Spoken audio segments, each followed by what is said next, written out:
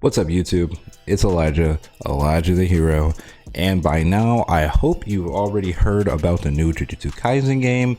It has no release date, but we are expected to get a new Jujutsu Kaisen game, a 2v2 arena fighter. And the one good thing about arena fighters is that they always mainly have a solid character list. So today we're going to be breaking down how many characters are going to be in Jujutsu Kaisen, and also giving my take about how they're going to play and what their really playstyle is going to be. Just a little bit, not going to go into a full depth about that. This is mainly just to kind of get my idea of who is actually going to be in the game and not. And starting off already, we can already knock off the first 4 spots because we already got confirmation that they're in the game, the main characters, that being Yuji, Nobara, Megumi, and Gojo. Since we already got gameplay of them and we kind of know how they're gonna play, with Yuji being a close brawler, Nobara being kind of a range character, Gojo being anything he wants to be really, and Megumi kind of being like a puppet kind of master character, kind of like Kankuro in the Naruto Ultimate Ninja Storm series. That's kind of like a way to remember how he's gonna play. So I'm not gonna really speak too much about them. But the first official character starting out the list that I believe is going to be in the game is going to be Kento Nanami. I feel like Nanami is going to have a close fighting style to Yuji, but he does use that kind of wooden axe thing that he has wrapped up. I feel like the way he's going to play is going to be similar to something like Shigaraki in the My Hero's Justice game, where if he gets a couple hits on you, he's going to be able to do a critical hit because that is his curse technique. I can't remember what the name of it is, but he can find the weakness in anything basically and hit it and give that person a critical hit. I feel like that translates into video games really well. He's going to be kind of a specialty character. You know, if you get a certain type of attack off multiple times, a counter is going to count down for him, and once it hits 0, he can hit you with a critical hit and basically take like most of your health away. I feel like that's how he would really play, and I think that would be a really nice play style personally, but there has to be some risk and reward to it somehow. I don't really know what that's going to be.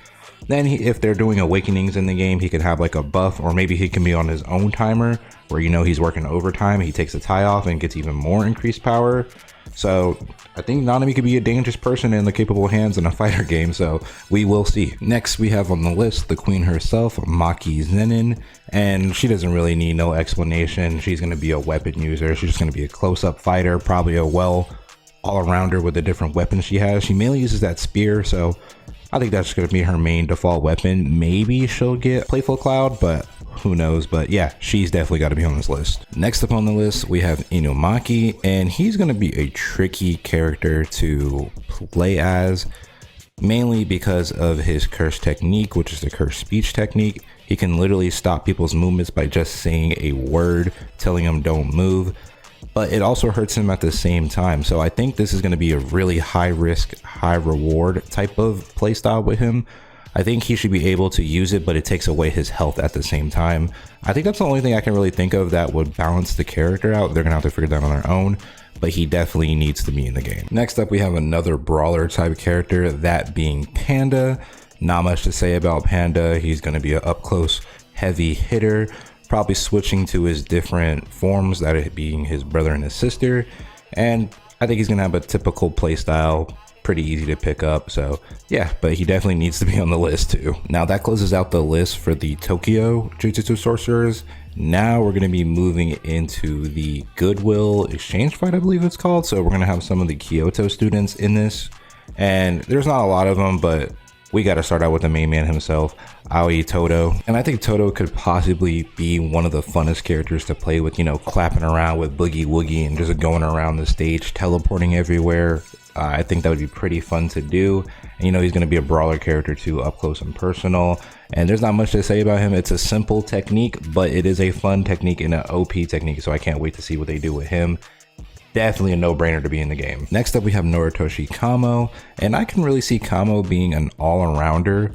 He has techniques to handle any situation. He has range techniques, middle range techniques, and close range techniques. With his blood manipulation, he can enhance his own body, he can send out blood, he uses arrows. So he would be kind of an all-around character, pretty nice to play with.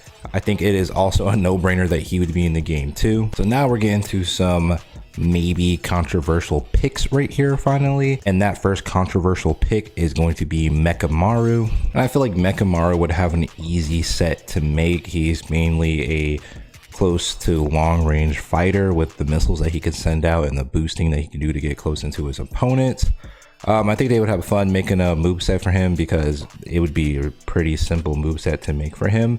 And honestly, this is the end of the Kyoto students. I know it's going to be a little controversial picking Mechamaru over like Maki's sister or the witch girl, but I think Mechamaru makes more sense because his fight was more impactful and longer in the actual anime. And they're going to want to keep this, you know, Kyoto Goodwill Exchange fight going as long as they can because it is a majority of season 1. So I think that this is where it's going to end with the Kyoto kids being in here. I can't really see Maki's sister being in there. She really didn't have any impact in that arc, nor did the witch girl. But Nobara did get a fight out of that, but I don't think it was as impactful as the Mechamaru fight. So I know you're probably looking at the list thinking, dang, there's a lack of villains and curses on this list, but have no fear because this is where they get their shine. We are done with the sorcerer side. These are all the sorcerers I think that are going to be in the game.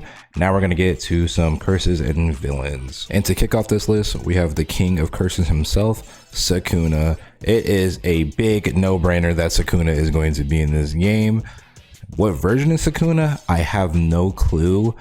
If they do like custom outfits or have different outfits for the characters, then I could see a Yuji variant and a robed variant for the inner domain. But I think in any capacity, Sukuna is going to be in this game. I'm leaning more towards a like Yuji, like Sukuna and Yuji's clothes more than anything. But yeah, definitely going to be in the game. After Sukuna, we have the Finger Bearer curse. It is the curse that they fought in the prison. Yuji mainly fought, well, I would say Yuji got his butt kicked, but Yuji fought this cursed, and Megumi later fights it at the end of season 1. So it's a recurring enemy for the first season, and I think this game, like I said, is going to cover majority of the first season of the anime. So it only makes sense to have it. I think it was a major fight.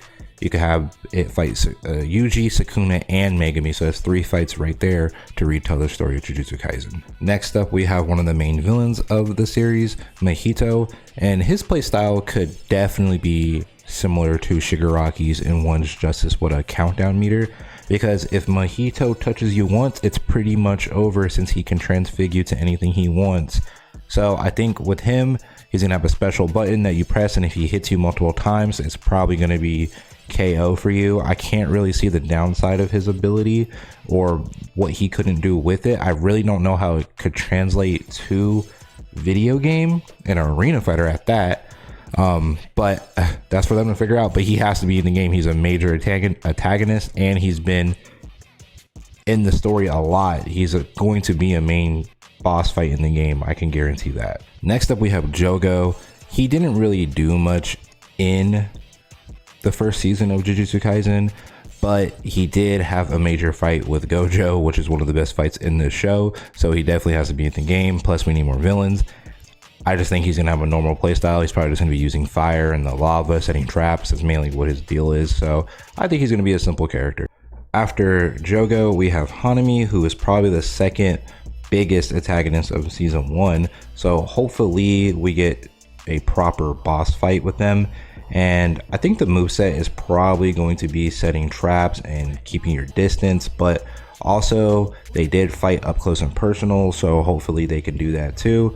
And to close out the base roster, we have Iso and Kechizu, a bit of a controversial pick, and the reason why I did put these two together because they are brothers and they showed up in the same exact scene, possessing similar abilities with being able to use blood rot. They are the final bosses or final fight in the season of Jujutsu Kaisen between Itadori and Nobara, so I think that their inclusion is needed to close out the video game. Right now, you're probably looking at the screen thinking there are 4 more slots left. And if you were listening earlier, I said that the 2 brothers close out the base game. These 4 slots are left for the DLC characters, which I believe is all going to be themed around Jujutsu Kaisen 0. I think it might be a story DLC, which I think would be the best route to take. I don't know too many games that go into their season 2 on the first game, unless the season 2 is already done. I mean, Demon Slayer went to the end of Mugen Train, so I don't believe that Jujutsu Kaisen is going to go into season 2 territory, considering that it just started today, the day this video came out. So I don't think that's happening, but they are going to want to have DLC in this game. Now, how much DLC are they going to do? I don't know, but I do think the first batch of DLC is most likely going to be themed around Jujutsu Kaisen 0. And those 4 characters that I think are going to be coming are going to be Geto, Yuta, Miguel, and then Gojo from Jujutsu Kaisen 0. But that's not only the characters I think. I also think Maki, Inumaki are also going to get some character, like maybe like design differences. I don't think they'll change their movesets too much, but I do think they'll get their outfits inspired by Jujutsu Kaisen 0 also. And those are all the characters I think are going to end up in the Jujutsu Kaisen game, from the base to some DLC characters. I think Yuta definitely has to be in the game. He's a really popular character. My reasoning for having Miguel in there is because there needs to be another fight, and that was the only other fight that really happened in the series with a regular character. So I think Miguel and then Geto makes sense because he's the main antagonist of that movie, and then having a new Gojo would definitely sell too. So that'd be a pretty cool fight between Gojo and Miguel that you can recreate. So those are the reasons why they're in the game, or for DLC. Like I said, I don't think they'll be touching season 2 territory.